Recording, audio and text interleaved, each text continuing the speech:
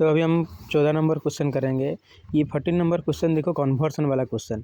इसमें से क्या है, कन्वर्सन में दिया है ब्यूट 1 EN into 1 iodobutane.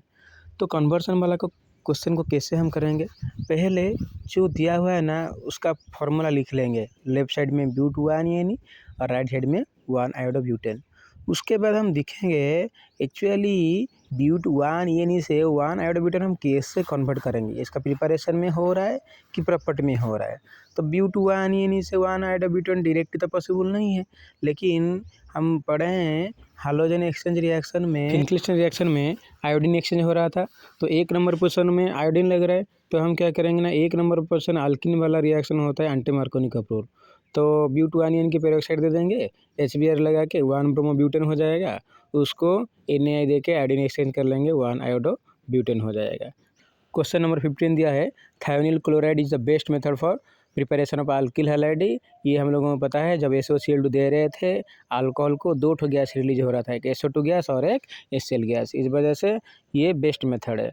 Question number 16, 1 chlorobutane से 1 आयोडोब्यूटेन कैसे प्रिपेयर करेंगे, ये भी Finkelstein reaction. Question number 17, propene to 1 iodopropane, ये भी क्वेश्चन नंबर 14 का सेम है।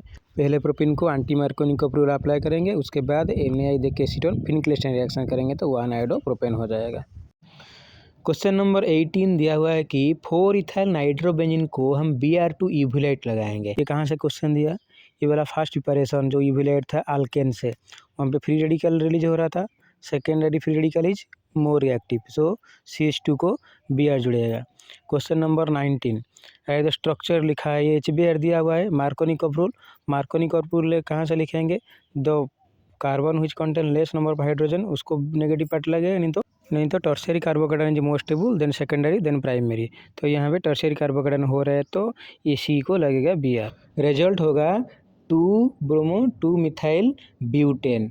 नेक्स्ट क्वेश्चन नंबर 20, देखो बेंजीन प्लस Cl2 AlCl3 और क्लोरोबेंजीन दिया है। ये हालोआरिन का फर्स्ट प्रिपरेशन, जिसको हम इलेक्ट्रोफिलिक सब्स्टिट्यूशन रिएक्शन बोलते हैं, जहाँ पे क्लोरीन रिप्लेस हो रहा है, हाइड्रोजन जगह में लग रहा है। यहाँ पर क्लोरीन एक इलेक्ट्रोफाइल जैसे बिहेव कर रहा है। Next question number 21, which of the following has highest boiling point. तो बॉइलिंग पॉइंट किसके ऊपर डिपेंड करता है, मॉलिक्यूलर मास, मतलब boiling point is directly proportional to molecular mass. इस वजह से सबसे ज़्यादा मॉलिक्यूलर मास आयोडीन का होगा, तो ऑप्शन डी होगा उसका आंसर। नेक्स्ट क्वेश्चन 22 देखेंगे, ये असर्शन रीजन क्वेश्चन पूछा है।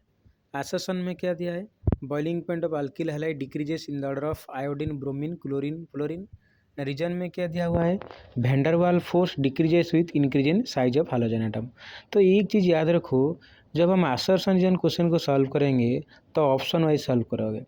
तो देखो यहाँ पे कॉन्सेप्ट क्या है ना, boiling point of alkyl halide directly proportional to molecular mass, ये तो ठीक दिया है, आयोडीन का मॉलिक्यूलर मास ज़्यादा है। लेकिन रीजन में क्या दिया हुआ है, van der Waals force decreases with increase in size of halogen atom, ये तो गलत दे दिया, क्योंकि अल्किल हैलाइड के बीच में हाइड्रोजन बॉन्ड नहीं होता है। तो van der Waals force mainly depend करता है इलेक्ट्रोनेगेटिव डिफरेंट के ऊपर। तो जब हम टॉप से बॉटम जाते हैं इलेक्ट्रोनेगेटिव डिक्रीज होता है, तो मतलब इलेक्ट्रोनेगेटिव डिक्रीज होगा तो साइज बढ़ेगा, तो साइज बढ़ेगा तो ये तो गलत दे दिया, वो बोला है साइज कम होना चाहिए, तो इस वजह से ऑप्शन सी होगा करेक्ट आंसर। क्वेश्चन नंबर 23 दिया हुआ है, paradichlorobenzene has higher melting point than ortho और मेटा आइसोमर। ये क्या होता है, मेल्टिंग पॉइंट से हम सॉलिड स्टेट से लिक्विड स्टेट को उसका स्टेट चेंज करेंगे। तो पारा में क्या होता है, 1-4 पोजीशन होता है, तो बेटर सिमेट्री होता है, तो क्रिस्टल में सिमेट्री होगा तो ज़्यादा टेम्परेचर लगेगा अलग करने के लिए। क्वेश्चन नंबर 24 दिया हुआ है, अल्किल हैलाइड तो polar are immiscible with water. ये बोल रहा है अल्किल हैलाइड पोलार है, लेकिन क्यों वाटर में सॉल्युबल नहीं होता है। इसका जो रीज़न है ना, ये होता है अल्किल हैलाइड हाइड्रोजन बॉन्ड बना नहीं पाता है, लेकिन वाटर में तो हाइड्रोजन बॉन्ड होता है। तो जब हाइड्रोजन बॉन्ड को तोड़ेंगे, ये एक स्ट्रॉन्ग बॉन्ड है, उसको ज़्यादा एनर्जी लगेगा। आरसीएल में वेन डेर वाल फोर्स एग्जिस्ट करता है जिसको डाइपोल डाइपोल इंटरेक्शन बोलते हैं। जब आरसीएल को लेके वाटर में मिक्स करेंगे तो नया बॉन्ड फॉर्मेशन होगा। ये हाइड्रोजन बॉन्ड नहीं होगा, डाइपोल डाइपोल इंटरेक्शन होगा, तो एनर्जी रिलीज होगा। तो जितना एनर्जी रिलीज होगा, ये वाटर को तोड़ने के लिए हम जितना एनर्जी दिए थे, रिक्वायर्ड था, उसमें से कम हो जाएगा। इस वजह से आरसीएल सॉल्युबल नहीं होता है वाटर में। नेक्स्ट वीडियो में हम क्वेश्चन 25 से ऑनवर्ड पढ़ेंगे, जितना भी क्वेश्चन और बाकी है।